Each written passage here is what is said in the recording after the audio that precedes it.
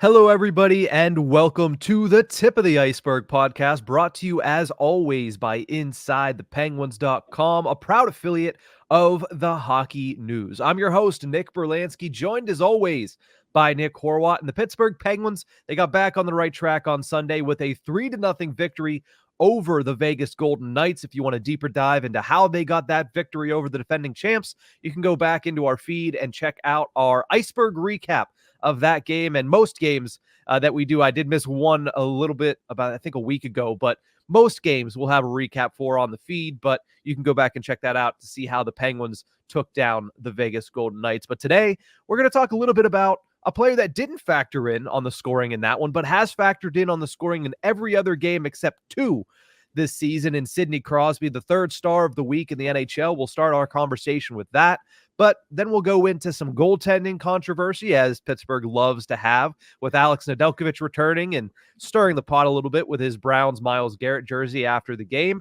And then we'll talk about the injury report, because Horwat, we talk about it off air, we talk about it in text messages, and it's perplexing to us, so I'm assuming it's perplexing to most of you out there as well. We'll talk about it in our third segment, but let's start it all off with the captain. Sensational start for Sidney Crosby, but held off the score sheet for just the second time all season against the Vegas Golden Knights. He scored 22 points in 17 games this season, 12 of those being goals, 10 assists, the most he has scored since the 2014-15 season, where he had 26 points in the first 17 games of the season. He is currently on pace for 106 points and 45 goals this year. Horwat, when you look at Crosby, this is nothing new for him. I mean, the guy continues to score early in the season at a commensurate pace. So what does he need to do to keep closer to that pace this season? Because last year he was on a similar pace, 105, 106 points through the first 17, and he finished with 93. He had highs and lows because it's an 82-game season. He was 35 last year. He's 36 this year. What can he do to keep that pace up above the century mark this season? This time around, it feels like he's got better help, at least in terms of some depth scoring, and that's just finding ways to win games more or less than it is considering his own pace. When it comes to his own pace, what he needs to do is just kind of stick to it. Sounds too easy. It sounds too much of like a flat answer. He just needs to stick to it. No kidding. That's why this is the pace and probably not his actual number. It doesn't seem like much needs to change, right? He's playing very well with Jake Guentzel as usual. Brian Rust is having a resurgent season, and maybe that's also a huge part of it. He's finding Rust a little more. Rust is finding him a little more. Jake Guentzel's having a playmaking season, by the way. Yeah. Jake Guentzel's assist numbers are rocking, so it's kind of helping Sidney Crosby with 12 goals along the way. I would say if anything needs to change, it might genuinely have to be that power play production, because that is, imagine what Sidney Crosby's numbers could look like if the power play was able to click and put things together, or even if he was just able to find a couple of extra assists on the power play. He doesn't have to score on it, but just a couple of extra helpers there. His assist numbers pick up a few. That just pushes his pace in the right direction. I'd be starting there. I'd say, if anything, for him to keep this pace, that power play needs to wake up, because it is a long 82-game season. He is 36 years old. There is going to be more ups and downs. We're going to see more of those games where they're going to be rare probably, but more of those games where he doesn't score or doesn't record a point. So you got to find the ways to help him out when it's needed and when it's helpful for the team. And that's the power play. And that should keep his numbers on this good pace. At 36 years old, if he can crack 100 points, that's I forget the numbers. He'd only be the third player to ever do it, I think, behind Joe Sakic and Gordie Howe, who did it at 40.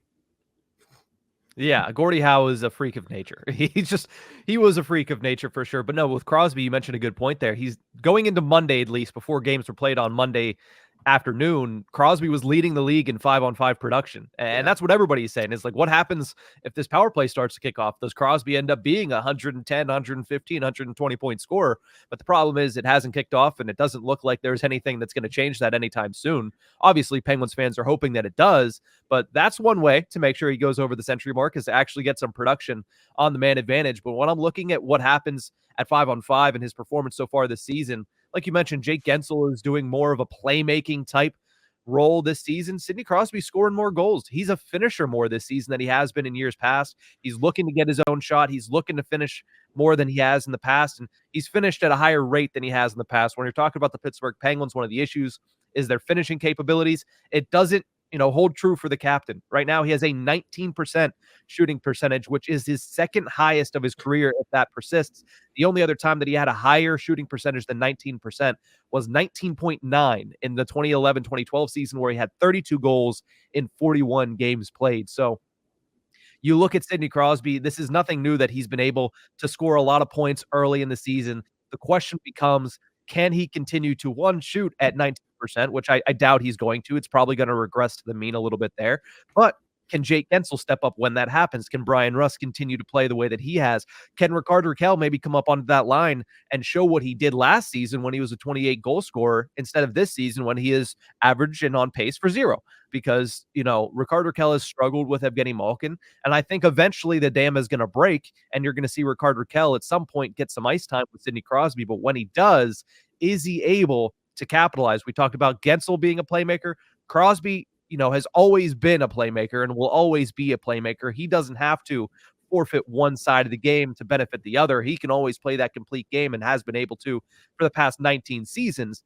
But the question then becomes, does Rickard Rakell's move there eventual? And I'm saying, this is a prediction. I'm saying eventually the dam is going to break. Mike Sullivan's going to say enough is enough, and he's going to switch those two lines, because right now, as I mentioned on the game recap from Vegas, Rakell is starting to hurt Malkin and Riley Smith and the production of that line. And at that point, you're going to have to make that move. Beforehand, Malkin and Smith were still able to produce with Rickard Rakell not doing anything.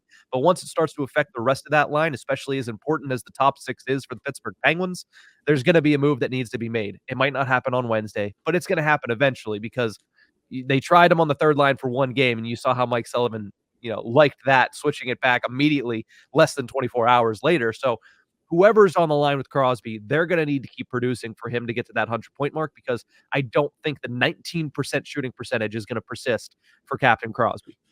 Yeah, that 19% thing, assuming it's not going to maintain, it's an assumption.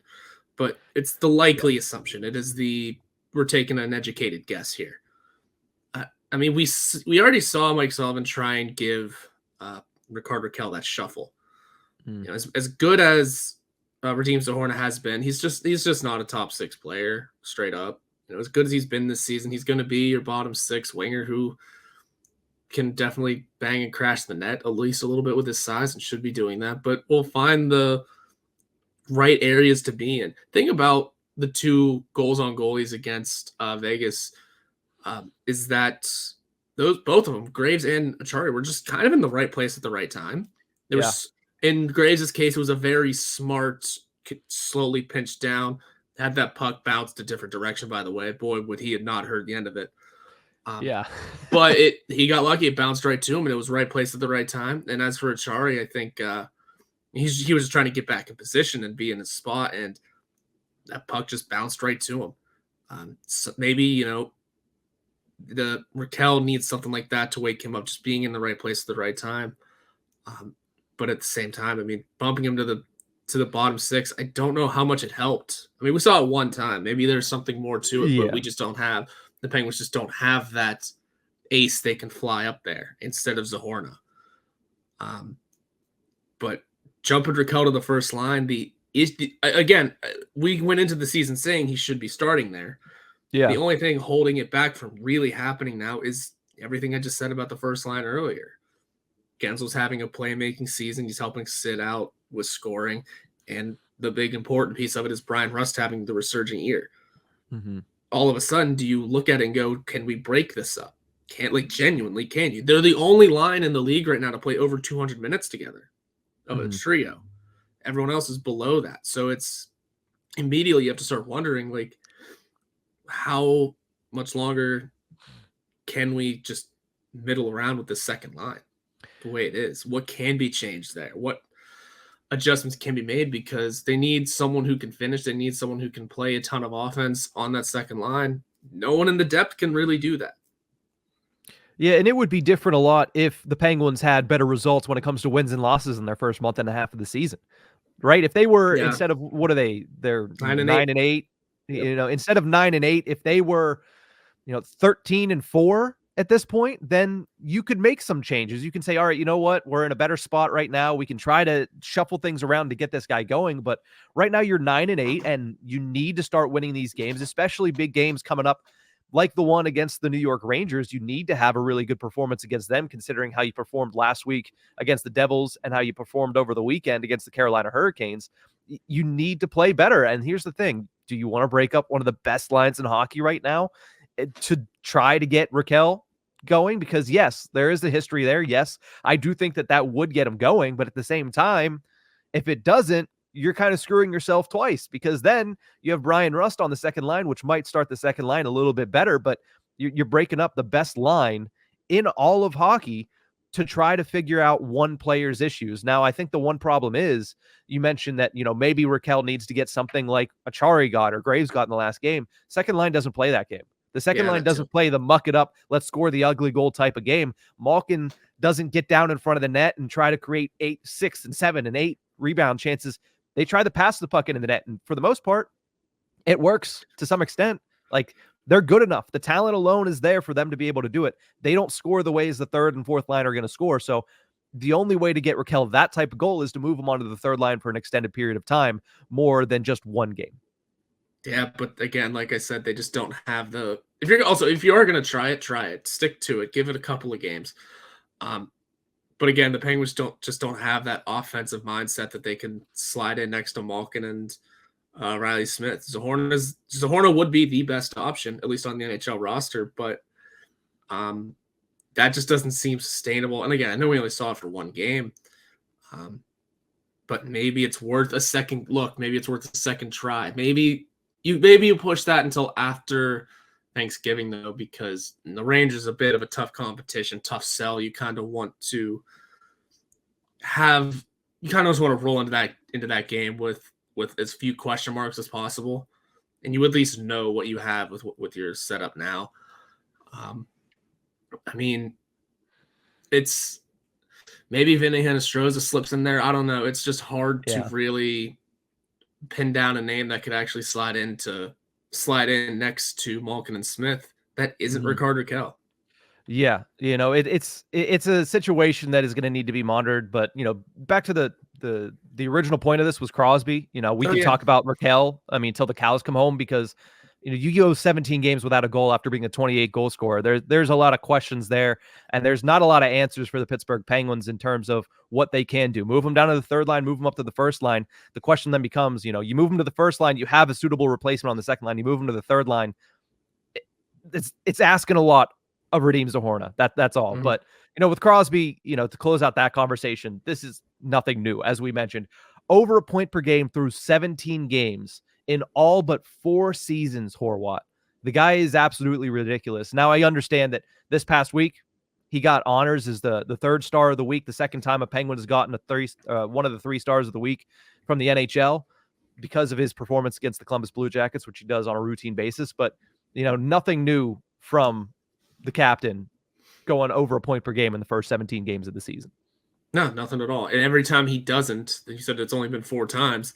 That's when the Canadian media and some of the national media here wakes up and just gives him the old, is Crosby done? Is this the end of Sidney Crosby? Yeah, so we can at least pacify those people this year, because Crosby is lighting it up to start the season. And definitely not done at the age of 36. No. A lot of questions are going to start getting risen about how much longer he genuinely has. And every time we have that conversation, I feel like another year gets added, right? I mean, we've been having the conversation of how much longer does Crosby have since he was about 34. We're 2 years past that, and we're still like, maybe 5 years he keeps this up, at least. But no, this has been an awesome start. He had this pace last year to a degree. And just the team couldn't help him out. This time around, it looks like things will work out in a much better favor. I know that dreaded Thanksgiving, that dreaded American Thanksgiving, and certain playoff spots. We'll see. The Penguins were also one of those teams out of Elliot Friedman's pace by November 1st, of 4 points out, I think. But, caught a hot streak. Sidney Crosby's able to carry this team. He had a heck of a week, even with no points against Vegas. Hat trick in Columbus, big points against, in losing efforts, but big important points against divisional opponents. And at least in the Carolina game, kept them in it, kept them close. This is impressive stuff. Yeah, and the Penguins are just perplexing in total because you mentioned they're out of a playoff spot as of right now, and Wednesday's their last chance to get a couple points before American Thanksgiving, which is a tentpole date in the NHL calendar. But you look at a team that has won impressively against some pretty good teams. I mean, the 4-0 win over Colorado earlier in the season, the 3-0 win over the Vegas Golden Knights on Sunday. I mean, this is a team that has put together some really impressive performances. The road victory against the Kings, the 2-0 shutout victory over the Anaheim Ducks. I mean, these are good games against teams that have performed well this season, and we've seen them put them together in stretches now because they have a 5-game win streak, or had a 5-game win streak, and they've won now 6 of their last 8 games. So you just hope that they can continue to put some more distance between them and that rocky start, and that way you can start seeing them as the team that won 3-0 over the Vegas Golden Knights, and less of the team that looked like, they didn't belong on the same ice as a New Jersey Devils team without 3 of their top players. But, that's the Pittsburgh Penguins for you. It happens almost every single season, and we'll see how they go from here. But as of right now, it's been a perplexing start for Kyle Dubas's club. Speaking of Kyle Dubas, he had a vision for his goaltenders this offseason, and he hasn't really been able to see it come to pass because of the injury to one of them. Well, that injured goaltender came back on Sunday with a vengeance with a 38-save shutout. We'll talk about the goaltending situation in the Penguins right after this break.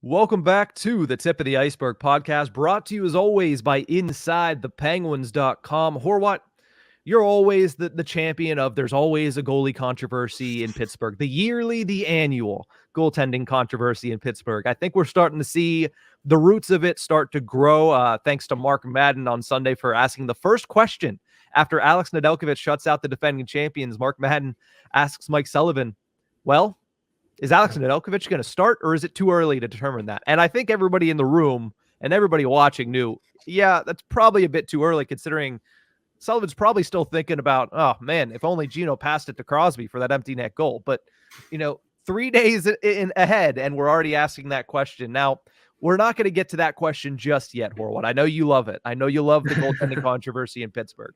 But you look at Alex Nedeljkovic's return. Let's focus on that for a minute. He returns from LTIR on Sunday, shuts out the Vegas Golden Knights, like I mentioned before the break, 38 saves on 38 shots.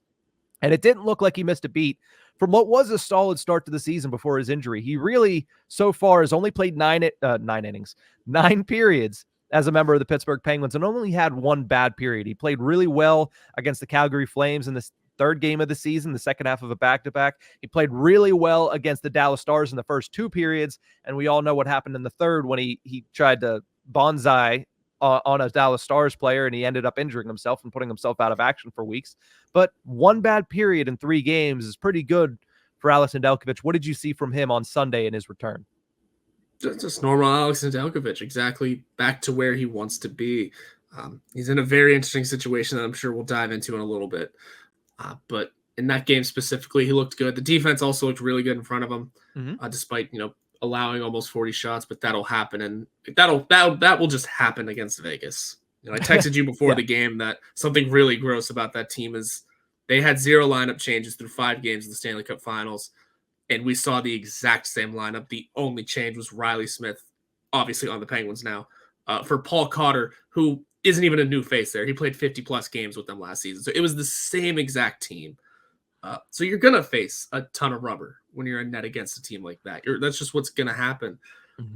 Nedeljkovic stood really tall, made some good saves. Didn't seem like there were too many of those 10 bell. You have to sprawl 4 saves. It was all very honed in. It was very shots were coming into his chest. Shots were coming into his spots he could see. That's a credit to the defense. So defense played well in front of him. He made all of the saves. I was going to say all the right saves. He's made all of them. So even the wrong ones he made. Yeah. So he stood very tall in his own right. And you can't be mad at a 38 save shutout to Oh, heck no. return and your return after a month off. Yeah. Yeah, no, definitely. And you mentioned, like, you have to credit the defense when it comes to the lack of 10 bell saves that he needed to make. I credit him as well. Not only was it because he was in perfect positioning for all of those saves. I mean, that's a big thing that we've seen with Tristan Jarry this season, that when he's not on his game, he's out of position and he creates openings in the net that, you saw it on Saturday night when, Andrei Svechnikov scored the not goal. Jarry was out of position, and that left a lot of space for a goal scorer, and Svechnikov is not going to miss. So good positioning by Nedeljkovic is one thing that I saw. The other thing that I saw that really limited the opportunities for the Vegas Golden Knights, despite their, quantity of shots on goal, their high-grade opportunities were limited because Alex Nedeljkovic did a great job at swallowing pucks. Not just, hey, make the save, be in the position to make the save, but ice the puck, stop the puck, cover the puck, make sure that there's not a second and third opportunity for a team in Vegas that loves to play down near the net. So I thought it was a really good job by Alex Nedeljkovic to control the game. You see that with Tristan Jarry, that sometimes when he's at his best, he's controlling the game. The puck is frozen at the proper time. The puck is played at the proper time by Tristan Jarry. Alex Nedeljkovic did a really good job of that on Sunday, and I think that's something that for both of these goaltenders, and really any goaltender in the NHL, if they have a control of the game, they're going to really be, impactful in a positive way for your team. And I think Nedeljkovic did just that on Sunday. He did. And that's exactly what you need from a goalie. We talk about Tristan Jarry being out of the net on occasion, brutal stuff. But he's sometimes able to recover, make those huge saves. Whereas Nedeljkovic, like I said, he looked very honed in. It looked like he hadn't missed a beat. It was just on his rhythm. And that's exactly what you need from a goalie. And, when it comes down to it, he's fighting for a starting job in the league. With genuinely, every time I see him practice or play or whatever it may be, I really, in the back of my head, part of me goes, he might not be here next year. Yeah, because he is trying, because of what he was. It's not because he's a career back. I mean, he has been the last few years, but he started his career really well. Obviously, yeah. All rookie. Could have been up for. I think he was up for the Calder's Rookie of the Year. He's got the pedigree to really be a starter in the league, and he's looking to bring that back. Because who plays in the NHL at his age, no less, and is okay, and is not necessarily okay, but has the goal or the mindset of being a backup. He wants to be a starter in this league, guaranteed. Yeah. He's gonna. I would assume he's trying to use this year, maybe next year, as a platform, as a jumping off point to again become a starter in the league. Mm-hmm. And that's going to make things really huge for the Penguins. If he can, bottle that flame a little bit and, turn it into something. And if Tristan Jarry can have his season, Penguins could have a really, really good duo of goalies here. But then, what happens with a really good duo of goalies? Boy, oh boy, who are we starting more often? Mark Madden with that first question, where, yes, it was a little early to ask that question, but I popped my eyebrows for a minute and said, I'm curious to see if there is a real answer to this. Obviously, yeah, there wasn't. Mike Sullivan, I think, was taken aback by that question. Yeah, he took a minute. Man, he said, well, that is 3 days away, sir. So I have no idea. Like, there's a reason that Mike Sullivan tells you who the starting goaltender is going to be usually like 4 hours before the game, because most of the time he probably knows, but he certainly doesn't know 3 days in advance just off the back of a game where he just stopped thinking about it. But no, Tristan Jarry in his own right, as we shift over to talk a little bit about how this is going to work going forward and what Dubas's vision was going to be with these two goaltenders at the outset and what it could be now that Nedeljkovic is healthy, is Tristan Jarry to me is not somebody who needs a workhorse load to be at his best in the NHL. We've seen him be an all-star when he was sharing the net with Matt Murray back in one of those first seasons that he was up at the NHL level. Now, again, one of the narratives is that he needs to have that 1B to be a top goaltender in the league, which is a falsity, because a couple seasons ago, he was one of the top 10 goaltenders in the National Hockey League when he had 58 games played. And that is, mind you, in a season where he missed the last 12 games of the season because of a foot injury. So he was going to play well over 60 games in that season for the Penguins. And he was an all-star. He had a 19 save percentage in that season. I think to date, that's his best season. Going into this year was that year where he started 58 games. So he doesn't need that workhorse mentality to be at his best, but it's certainly, better for the Penguins in my eyes that he doesn't have that type of workload considering his injury history. Now, again, I think that it is blown out of proportion a little bit, but he does have a history of injuries. He has been injured several times at the National Hockey League level. So why not? And I think it's pretty obvious at this point, like anybody that's listening to this doesn't already know this, but it's better for a goaltender that has been injured almost every season for the past 5 seasons to not have to play 60 games, right? So you look at what it looked like with Nedeljkovic out over the past couple of weeks. There were 11 games between Nedeljkovic's starts. In those 11 games, Jarry got to start in 10 of them. Now, he was pulled in 2, but he got to start, or not pulled in 2, he was pulled in 1 and injured in another. But he got to start in 10 of those 11 games. That is obviously not going to be the split with Alex Nedeljkovic. So if you're looking at an 11-game sample size, take out back-to-backs or scheduling mishaps, or there's a long break here, so you need to make sure that you're getting Jarry. Take those out. In 11-game sample size, how would you like to see the split between Jarry and Nedeljkovic moving forward? They're pretty close to down the middle, I think. A 6-5 almost. Maybe I'll split it to a 7-4. That's where I'm at. I'm at 7-4. I think Nedeljkovic needs a little bit more than a standard backup, a little bit less than a true 1B. Yeah, Nedeljkovic has proven to be deserving of his opportunity, and for the sake of his career, deserving of the opportunity. I think that's going to play a role, especially if the Penguins can get into a good spot, in standings and in the, league rankings type. If they can get into good standings with the standings points and in the rankings, they can absolutely afford to give Nedeljkovic a few extra starts just for the sake of his career moving forward, to prove to other teams in the league that he can still be a starter in the NHL. I mean, it's difficult when it comes down to, but you want him to succeed on your team. And if he does really good, then you want to keep him. It's hard with goalies because you only have 2 of them on your team at once.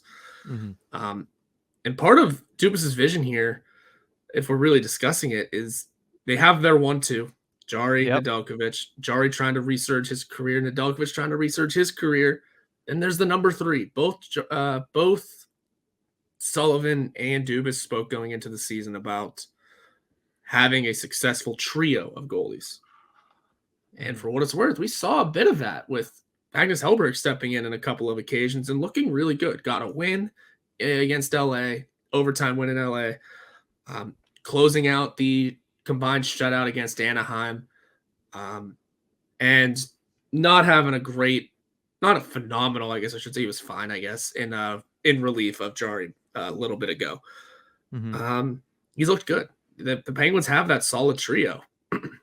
I know the last few years have been, with third-string goalies, wild, going from Maxim Legacy going 1-for-1 with a shutout to Louis Domingue doing a couple of games of service in the playoffs to last year Dustin Tokarski just being Dustin Tokarski. This time around, it seems like they have a genuine third-string goalie that if more injuries pop up for either of their first 2, they have someone they can fall back to. Yeah, I really liked what I saw from Magnus Hellberg, to be completely honest. And I know there was a very small sample size. He came in relief in 2 games, then he got 1 start, but it was a start against a really good LA Kings team, like you mentioned, and he played really well. He kept them in that at certain points, and I think it's the kind of the inverse of Alex Nedeljkovic, who's a small goalie who really needs his positioning to be solid. Magnus Hellberg is a giant who, hey, even if his positioning's a little bit off, he's probably going to take up more net than the other 2. But no, I understand what you're saying. I mean, the importance of having 3 goaltenders in this league can't be understated. We've seen it time and time again. We saw it in the playoffs. I think it was not last season, but the season before his playoffs when the Penguins had Domingue in net. Is like 3 other teams had their third-string goaltender in net, not to mention the Vegas Golden Knights basically used 5 all of last season en route to a Stanley Cup. So it's important to have more than 2, and I liked what I saw from Magnus Hellberg. I think he's pretty steady as a third option behind Nedeljkovic and Tristan Jarry. But, at the end of the day, he is the third. And I think it does come down to the top 2. And, Mike Sullivan might not have been prepared to answer it on Sunday, but it's Tuesday now. The game is tomorrow evening. So Horwat, let's answer the question for him. Who do you start tomorrow against the New York Rangers? Do you put Tristan Jarry in net, or do you start Alex Nedeljkovic and ride? I guess the hot hand, it was 1 game. Can you call it a hot streak off of 1 game? But he had a really good game. Obviously, he scored a goal and it hit his minor league, conditioning stint. So I guess you can call it a 2-game hot hand, because considering he won that one for the Wilkes-Barre-Scranton Penguins. But do you ride the hot hand in Ned, or do you go back to Tristan Jarry, who did have a good performance against the Carolina Hurricanes in a losing effort? He didn't. It's not like Tristan Jarry's had a bad season so far. It's just he's come up in the short end of the stick on quite a few things. And as for Nedeljkovic, I mean, you're right. He had that great game in his first game back. You could consider the AHL stint steps in the right direction. When it comes to the goal, I know Mike Sullivan was asked about this beforehand, if how he feels about goalies scoring, and he said as long as we're in the position to do that, sure, it's part of the game. The guys want to have fun. They ended up being in the position to do that. Yeah. And then if you asked Nedeljkovic afterwards, he said, "I don't know what Letang was doing." So, I would say, because you have a back-to-back coming up immediately after Thanksgiving, I'd roll with Nedeljkovic again on Wednesday. It's not necessarily the hot hand, but it's getting him back into the rhythm. This isn't a riding a hot hand situation. It's just getting him back into the rhythm, knowing that you're about to have a back-to-back with travel immediately after the holiday break. It's just 1-day holiday break. Yeah. You give Nedeljkovic the Rangers, and then maybe you go Jarry Nedeljkovic again, or Nedeljkovic Jarry, depending on who you want going up against who. Not that this really matters, but let's say you go Nedeljkovic against the Rangers. I almost said Murray. Jarry in Buffalo, and then Nedeljkovic back at home. That's 3 straight home games for Alex Nedeljkovic. That's really getting the crowd behind him, considering his Clevelandness. Yeah. So there's some bonuses to continuously starting Nedeljkovic, especially with this schedule we have coming up. I think I'm fine with either way, because there's a back-to-back coming up. You're going to have the ability to play both of them in very short order here. Mm-hmm. I would just say I would give Nedeljkovic the edge for now, just to continue getting him up to speed. Yeah, when you look at Jarry's career against the Rangers, it's not sterling. 8-7 in the regular season against the Rags, .899 save percentage, and 43 goals allowed, which is tied for the most goals allowed that he has given to any particular team with the New Jersey Devils. So, maybe the signs do point to Alex Nedeljkovic being the better of the two options in that one, but I would still probably give Tristan Jarry the start personally. I understand trying to get Alex Nedeljkovic back on track, but at the same time, you've hitched your wagon to Tristan Jarry, and at the end of the day, you need him to perform well against these particular teams, the Rangers, the Hurricanes, the Devils. Now, did he perform well against the Devils? Not quite. Did he perform well against the Hurricanes? Yes. Do you need him to perform well against the Rangers? Yes, because at the end of the day, how do you get through the playoffs but beating Metropolitan Division teams? And you have to have it be Tristan Jarry. Like, you cannot at the end of this season say, well, Tristan Jarry is going to have to be the backup in the playoffs, because he never played against the Metropolitan Division, and when he did, he didn't play well. So you have to get him starts. You have to get him to perform against the Rangers. And I understand the Penguins aren't in a position at 9-8 right now to just put people out there because they need them to perform against them. But I do think that Jarry has played well over the last stretch of games. I do think he's had his duds at certain extents. He didn't play well against New Jersey. I thought he struggled a little bit in a couple other games over the past couple of weeks, but the grand majority of his games have been pretty solid performances. So I think you put him out there against the Rangers simply because, if you don't, then you definitely have to start Nedeljkovic in one of those two back-to-backs. Are you really going to get in the habit of giving Nedeljkovic more starts over Tristan Jarry? I don't think that that's something that is a sustainable model for success. And I understand riding the hot hand, but I feel like you should probably still start Tristan Jarry on Wednesday against the Rangers. And I do think that going forward, you get Nedeljkovic more starts, but I think it's more important that Jarry sees the net against these type of teams that you're going to have to see, late in the season fighting for playoff positioning. And you're going to potentially see, in the postseason if you're able to get back there. Yeah, and my theory of getting Nedeljkovic up to speed by giving him that Ranger game, as I continue to look at the schedule above my computer here, let's say you give Nedeljkovic that game against the Rangers. Suddenly, Jarry hasn't played in about a week. With not even that, he hasn't played in about a week, but also without a ton of practice time even, because there was the game on Sunday, obviously, and then they had a day off yesterday. Today they practice. But then there's, game on Tuesday and then Thanksgiving, or game on Wednesday and then Thanksgiving on Thursday, where I don't expect them to practice. And even if they do, it won't be anything much. So suddenly Jari hasn't seen a ton of ice. So I think, my answer may have been flawed. I think in truth be told, either way kind of works out here. You're gaining momentum for either goalie, whoever you put in on Wednesday. So both answers are correct. I think it is just good that we both took a side on it. Yeah, and here's the thing. It could go either way because at the end of the Yeah. day, you might want to get Alex Nedeljkovic back into the swing of things. He did miss that much time. I do think, though, that seeing that he started 2 games over the past weekend, one might have been in the AHL, but he still got some game action there. He's going to get a practice here, and then he's going to play one of those games on Thursday or Friday. I think that either way, the Penguins right now have a duo that they can trust a little bit more than they have had in the past couple of seasons. Not to take too much away from Casey DeSmith. When he was on his game, he was great. But I do think, and it's only been 3 games, so there's still a chance that Alex Nedeljkovic turns back into the pumpkin that he was with the Detroit Red Wings. But so far, like I mentioned, 9 periods of play with the Penguins, 8 of them have been very stellar. One of them was a little rough, and that was just in a decision-making type of way, and then one bad goal that he gave up other than that. So, I'm interested to see how it plays out moving forward, but this is finally going to be an opportunity to see what Kyle Dubas had in mind when he was putting together his goaltending tandem this offseason. But we're going to take a quick break. When we return, the Penguins injury report continues to surprise. We'll talk to you about why after the break.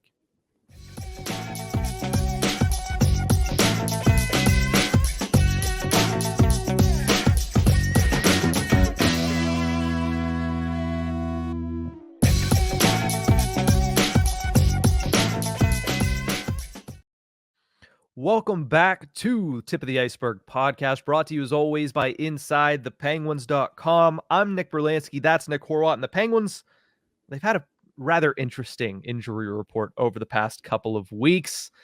Vinny Hinostroza, he is injured. Clearly, that one we actually did see. But you look back, before that, Jeff Carter was dealing with a lower body injury. Maybe not anymore. P.O. Joseph randomly ends up on the injury report after not playing since the game against the San Jose Sharks. He's on injured reserve. Now Chad Ruhwedel has left the game on Saturday. I didn't see what happened to him, but he's injured with a lower body injury. We'll see later today when we get an update from Mike Sullivan as to what the extent of that injury is, what the update is on that injury, and if he'll be able to go tomorrow night against the New York Rangers. But the injury news has come at surprising times with surprising names this season, Horwat. It's a trend that is very strange, and it's been followed up with another trend, which is let's call up a minor leaguer for a couple of hours before sending them back. Jansen Harkins was even in Pittsburgh, or not in Pittsburgh, but with the team. I believe that was in Columbus when he was there. He was with the team, and he was sent back within 2 hours. 2 hours, his recall was. Jonathan Gruden, 4 hours before that. What's going on with the injuries? Who's healthy? Who's actually injured? And who do you expect to actually be able to play on Wednesday against the New York Rangers? First of all, the recalls of guys coming up and then immediately being sent back down has just been kind of funny. I mean, Jonathan Gruden got called up. And not only did he get called up, he got called up, got in a scrum interview after a morning skate, got that video published and everything, and sent right back. Jansen Harkins got called up, got a second social post made for him, and then sent right back again. It's interesting, but it is just leading to, and it is kind of foreshadowing into just kind of how, I don't want to say unaware, but just how unpredictable these injuries and statuses of certain players has become. I would say what's going on, it's still very unknown. That's Jeff Carter, was dealing with something. Maybe he was also getting healthy scratched, because Mike Sullivan at one point did say that he's doing okay, but still, not getting into the lineup, still not taking part in pregame warmups. Yet P.O. Joseph, I guess, was dealing with an injury since the San Jose game, but also taking part in warmups. Then there's the obvious one that just was in our face. We saw Vinny Hinostroza get hurt. Yeah, that was a brutal collision with the boards. Yeah, we saw him get hurt. We saw him attempt to come back, didn't work out. We can classify that one as, we'll see how it goes. Maybe it's just day to day. Maybe he'll come right back in. And as for Chad Ruhwedel, I didn't even notice that he was injured and missing, to be honest. So yeah, we'll see where everything goes. It's a matter of now just seeing what guys skate where in the next couple of days. There is that game on Wednesday, but they have that Thursday to maybe recuperate a little more. And I don't really have too many words for it. It's been getting weird, right? It's been getting a little interesting. I think we all kind of wanted to, me and you over text, I'm not going to throw anything else out into the world besides that, speculate over certain injuries for certain guys in certain situations. Yeah. But clearly that's why it's just speculation that we're not putting out there anymore. It's just, it's the way things have gone, and the Penguins need their players. They have faith in their players, no matter who they are, and we'll see how the ball rolls. We'll see who skates when. Yeah, at the end of the day, obviously, the Penguins are going to do what the Penguins can do about this. Vinny Hinostroza will get more news about him. P.O. Joseph will get more news about him. Chad Ruhwedel will get more news about all of these guys a little bit later today after Penguins practice at, I was about to say Mellon Arena. Not quite, not for the past at least 15 years, but at PPG Paints Arena. But the question then becomes, with tomorrow coming up fast, if Joseph is not good to go, he's on injured reserve. If Ruhwedel's injury is something that's going to keep him out, who comes up? Because, John Ludwig on a conditioning stint at the AHL level, does he come up and get taken off of LTIR? And if that's the case, who goes in? Does somebody else go on to LTIR with either Hinostroza, Joseph, or Ruhwedel to make space for him? Or does somebody get sent down? A quick reminder, Vinny Hinostroza at the end of this week will have waiver eligibility back reinstated once again because of the 30 days at the NHL level.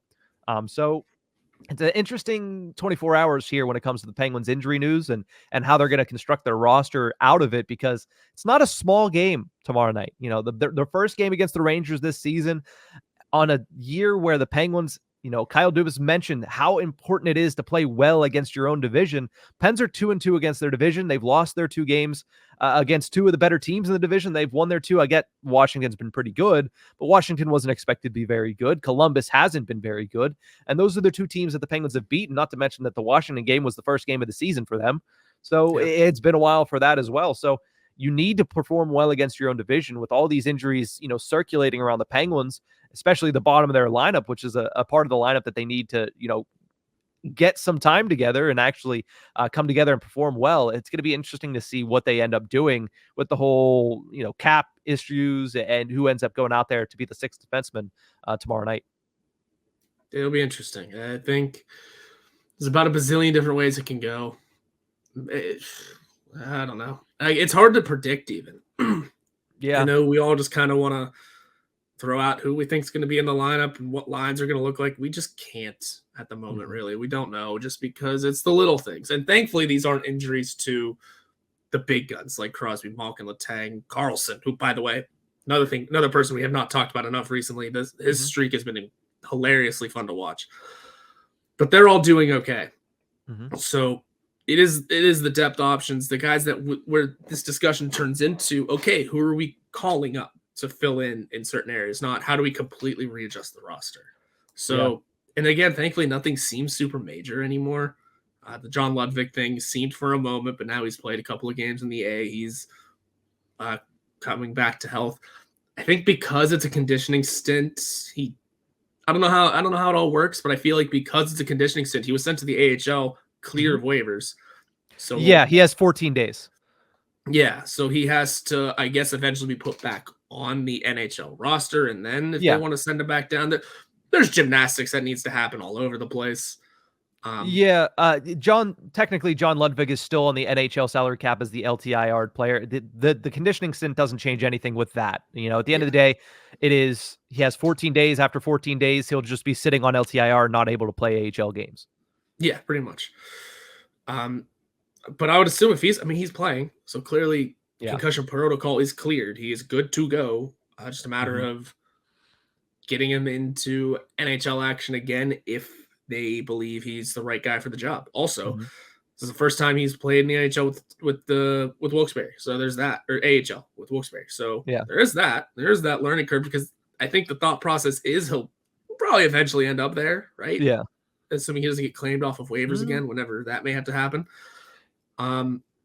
given the depth of defense on this team. That's just my assumption where he'll eventually land. So it's good that he's building that chemistry there too. There's all kind of good things flowing with that. But again, it's just hard to nail down who will be in and where. The Penguins' third pairing is a circus. That's basically what we've came down to. The Penguins' third pairing is a circus because when he was injured, he was only injured after one game. Like, how much do the Penguins want to see of him at the NHL level? Now, the simple response could be, if Hinostroza's injury is going to keep him out for an extended period of time, you can either one, put him on injured reserve, or two, send him down because he's free of waivers right now, and call John Ludwig up and then try to figure it out after that. You are stuck with Jeff Carter in the lineup at that point, which doesn't seem to be, the greatest opportunity and the greatest thing the Penguins want to be running with. But at the same time, that gets you 6 defensemen, which is more important than making sure Jeff Carter's out of the lineup. So yeah, it's certainly going to be intriguing to see how Kyle Dubas and Mike Sullivan maneuver their way into getting a full roster onto the ice tomorrow night. And hopefully, Chad Ruhwedel is fine. Hopefully that just kind of dispels any issues, and hopefully Vinny Hinostroza is fine as well.